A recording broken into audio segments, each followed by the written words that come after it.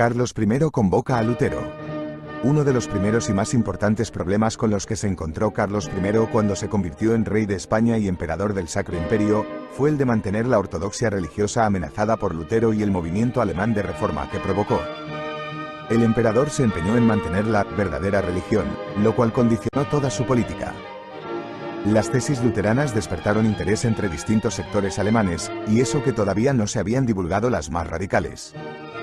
Se recibió con sintonía, entre príncipes y humanistas, el sentir antirromano crítico con el sistema de gobierno de los pontífices. Lutero se sirvió de forma muy efectiva del efecto publicitario y multiplicador de la imprenta, además de por la palabra hablada. Una idea del problema que se avecinaba la dio Alonso de Valdés, que en una carta fechada el 31 de agosto de 1520 desde Bruselas, diagnosticaba lo siguiente: «Aquí tienes la primera escena de esta tragedia, que debemos a los odios de los frailes. Porque mientras el agustino odia al dominico, y este a su vez odia al agustino, y ambos también a los franciscanos, ¿qué podemos esperar, pregunto yo, sino gravísimas discordias?» Roma no había actuado con la necesaria audacia debido a que, ante la elección del nuevo emperador, manifestó su predilección por un candidato que no fue Carlos, sino el duque de Sajonia Federico el Sabio, protector incondicional de Lutero, quien ya era un profesor afamado en la Universidad de Wittenberg. Aún así, León X reconoció los consejos de sus teólogos y el 15 de junio de 1520 condenó las doctrinas de Fray Martín en la bula Exsurge Domine, corroborando lo que ya habían denunciado las universidades de Colonia y Lovaina. Roma dio a Lutero la opción de comparecer para retractarse de su herejía. Mientras tanto, Carlos I negociaba con Federico de Sajonia en lugar de la comparecencia, ya que este último, como Lutero, pensaban que el proceso no debía realizarse fuera de los dominios alemanes y, de igual forma, debía someterse a jueces alemanes. De esta manera, Carlos I se vio obligado a negociar entre las presiones de nuncio, del duque elector de Sajonia, las presiones imperiales y sus convicciones. El ambiente generado fue un claro enemigo a batir, enemigo que fue manejado de forma magistral por Lutero gracias a la imprenta. En esos meses aparecían sátiras contra el anticristo, que se localizaba en Roma, naturalmente, libros que destruían a la Iglesia católica como el Tratado de la Cautividad Babilónica, propuestas de una iglesia secularizada y alemana en el Manifiesto a la Nobleza, etc. En este punto se encuentra la situación cuando Lutero decide tomar la alternativa y escribe una carta a Carlos I, 30 de agosto de 1520, en la que lo adula diciendo que se siente una pulga, como un pobre desvalido e indignísimo, ante la Serenísima Majestad, ante el óptimo Carlos, Rey de Reyes y Señor de Señores. Le propone ser oído y debatido antes que condenado. Carlos I no leyó la carta, y el 28 de octubre respalda los requerimientos del nuncio contra la herejía. Un mes más tarde se entrevista en Colonia con el duque de Sajonia, al que prometió que Lutero no sería condenado sin ser oído, y además que los jueces serían alemanes.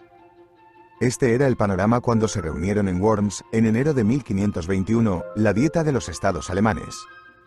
La Dieta se convocó para tratar problemas en la política imperial y tomó decisiones muy importantes, como la del régimen fiscal del imperio.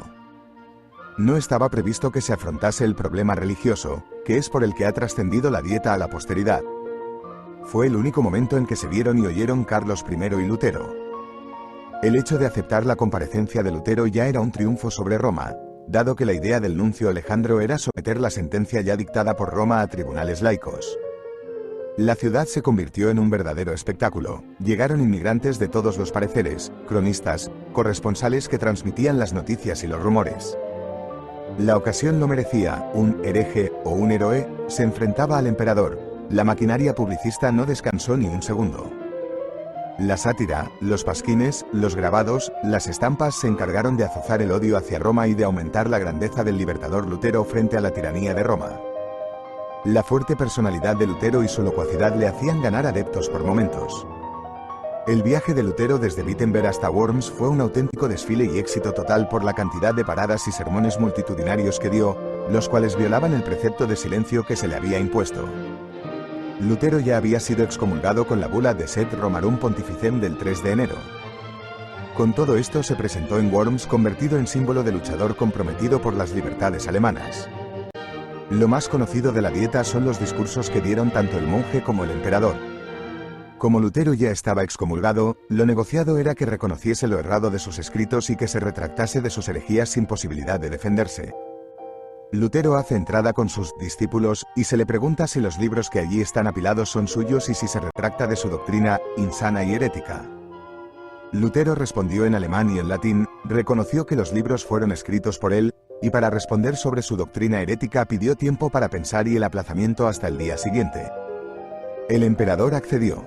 Esa misma noche el monje escribía a un amigo, jamás me retractaré ni en una jota. Al día siguiente, el 18 de abril, Lutero compareció e intentó llevar sus posibles errores a un debate bíblico y siguió adulando al emperador Carlos, para que el reinado de nuestro joven y privilegiado príncipe Carlos, en quien, después de Dios, se cifran tan grandes esperanzas, no sea desgraciado ni se inaugure con funestos auspicios. El canciller de Treveris lo acorrala echándole en cara su pretendido monopolio dialéctico y le interpela para que conteste a lo que se le ha preguntado, si se retracta o se reafirma en su herejía. Y contesta lo siguiente: puesto que vuestra graciosísima majestad y vuestras señorías me piden una respuesta, se la daré, sin cuernos ni dientes, puesto que no creo en el Papa ni en los concilios, estoy encadenado por los textos escriturísticos que he citado y mi conciencia es cautiva de la palabra de Dios. El discurso de Lutero fue celebrado con gran entusiasmo por sus partidarios. A la mañana siguiente Carlos I dio la respuesta en su célebre discurso, en francés, expresando su compromiso: yo estoy determinado en esto a emplear mis reinos y señoríos, mis amigos, mi cuerpo, mi sangre, mi vida y mi alma, porque sería gran vergüenza a mí y a vosotros, que sois la noble y muy nombrada nación de Alemania, que somos por privilegio y preeminencia singular instituidos defensores y protectores de la fe católica. La realidad es que Lutero no debió ser tan beligerante, acalorado y efusivo como se ha mitificado por la tradición escrita, y probablemente el joven emperador debió tener serios problemas para entender lo que el agustino pretendía. Como hemos dicho anteriormente, para Lutero fue esencial la propaganda. Inmediatamente después de los discursos comenzaron a circular grabados a favor del trance heroico del monje. La publicación del Edicto de Worms declara a Lutero, además de hereje, proscrito en el imperio. El emperador no ejecutó el edicto ni persiguió a Lutero, el cual quedó bajo la protección del duque de Sajonia. Tampoco Lutero, que era muy mal hablado, castigó en exceso a Carlos I. La reforma luterana empezó a extenderse por las ciudades y principados alemanes, que valoraron con agrado el poder que se les otorgaba para el dominio de sus iglesias. A través de distintas dietas como la de Espira de 1529, los príncipes y las ciudades rechazaron cumplir el edicto de Worms. El rechazo se formalizó por la queja escrita que decía, protestamos ante Dios, y ese fue el origen de la denominación protestantes o protestantismo.